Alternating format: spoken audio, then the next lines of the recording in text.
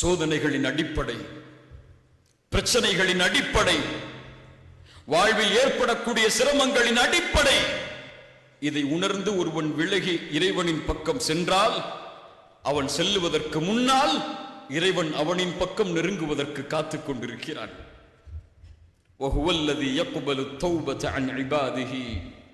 குர்ஆன் சொல்லுகிறது, அவன்தான் தன்னை நோக்கி திரும்பி வருபவர்களை அங்கீகரிப்பவன். இந்த உலகத்தில் உறவுகள், நம்மோடு வாழக்கூடியவர்கள், நமக்கு முன்னால் இருக்கக்கூடியவர்கள், நாம் ஏதாவது அவர்களுக்கு கெடுதல் செய்தால் எம்மை ஒதுக்கி விடுவார்கள், விரட்டி விடுவார்கள், நம்மை தூக்கி எறிந்து விடுவார்கள். நீ எவ்வளவு மாறு செய்தாலும், எவ்வளவு அவனை விட்டு தூரமானாலும், பாவத்தின் எல்லைக்கே சென்றாலும், இறைவா திரும்பி வருகிறேன் என்று சொன்னால் போதும், உன்னை அங்கீகரிக்கிறான் அவன். அவனுடைய அன்பிலிருந்து, அருளிலிருந்து நிராசை அடைந்து விடாதே. ஷைத்தானுக்கு எது மிக பிடித்தமானது தெரியுமா? பாவத்தை ஒரு மனிதன் செய்வதை விட, பாவத்தில் ஒரு மனிதன் மூழ்குவதை விட ஷைத்தானுக்கு மிக விருப்பமானது படைத்த இறைவனுடைய அன்பிலிருந்து தூரமாகுவது, அவனுடைய நம்பிக்கையிலிருந்து நம்பிக்கை இழப்பது.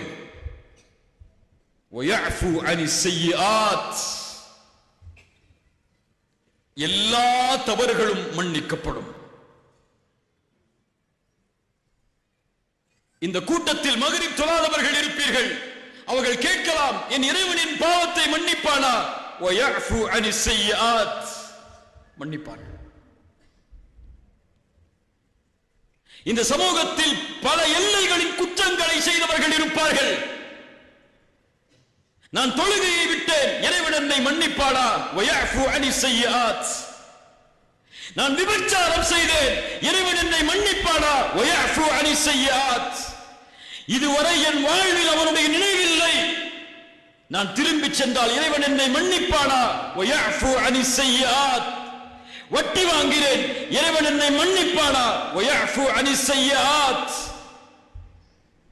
والذين إذا فعلوا فاحشة أو ظلموا أنفسهم, வரம்பு மீறி அநீதம் செய்து அசிங்கமான செயல்களை செய்து தனக்குத்தானே அநீதம் இழைத்து இறைவனின் பக்கம் வந்தால், இறைவா மீண்டு வருகிறேன், என்னை அங்கீகரித்துக் கொள் என்றால், உன் பாவத்தை என்னை தவிர யாரப்பா மன்னிப்பார்கள்? மன்னிக்கிறேன் வா.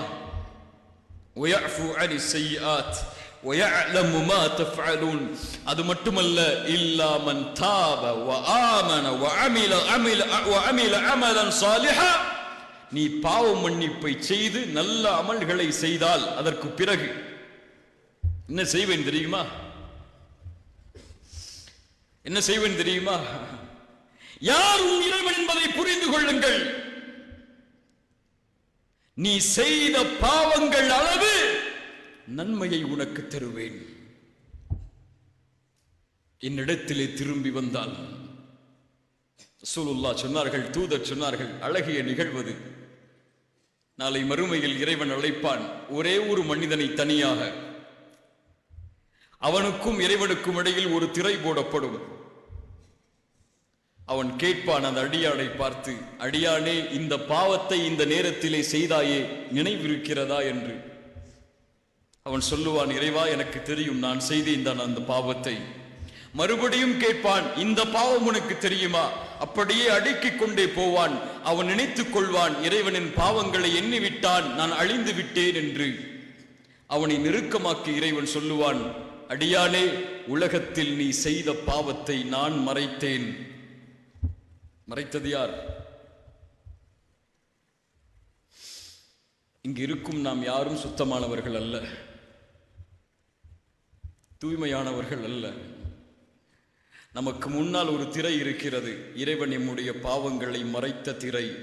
அந்த திரையை அகற்றிவிட்டால் நாம் யார் என்பது இந்த உலகத்திற்கு தெரியும். உண்மையா இல்லையா? ஃபலா துஸக்கு அன்ஃபுஸக்கும், உங்களில் யாரும் உங்களை பரிசுத்தப்படுத்திக் கொள்ளாதீர்கள். அவனுக்கு தெரியும் யார் என்னை தனிமையில் பயப்படுபவர்கள் என்று. அவனுக்கு தெரியும் மறைவில் யார் என்னை பயப்படுபவர்கள் என்று. அவன் சொல்லுவான், நான் மறைத்தேன் உன் பாவத்தை, அது நான் உனக்கு செய்த கருணை,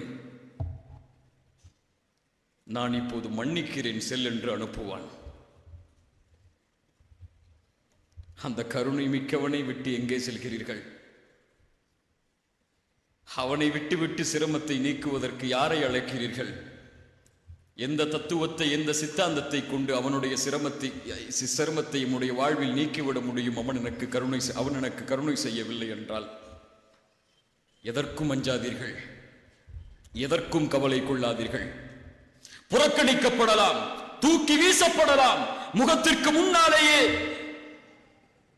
அவமானப்படுத்தப்படலாம். எம்மோடு இருப்பவரே எமக்கு முன்னால் ஒன்று பின்னால் ஒன்று பேசலாம். இப்படி எது வேண்டுமானாலும் நம்முடைய வாழ்வில் நடக்கலாம்.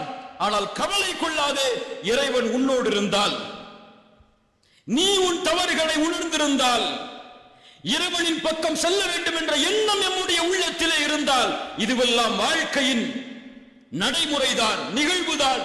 இது மாறும். அதுவரை பொறுமையோடு இரு. சோதனை வந்தால் வெற்றி வரும், தோல்வி வந்தால், இழப்பு வந்தால் வெற்றி வரும். இழப்பு இல்லாமல் வெற்றி இல்லை, நஷ்டம் இல்லாமல் லாபம் இல்லை. ஒன்றை இழக்காமல் ஒன்றை பெற்று அர்த்தம் இல்லை.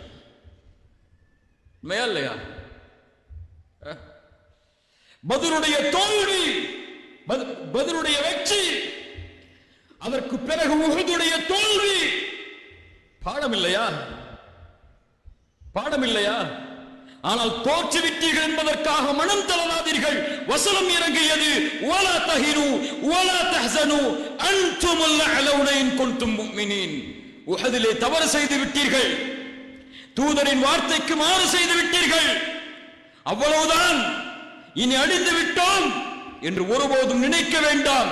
இந்த தோல்விக்கு பிறகு வெற்றி உண்டு. அன்துமுல் அலௌன், நீங்கள் உயர்ந்தவர்கள். இறை நம்பிக்கை கொண்ட நிலையில் இன்னும் நிலைத்திருந்தால், சுப்ஹானல்லாஹ், உலக வாழ்வு எல்லாம் மாறி மாறி மாறி மாறிதான் வரும்.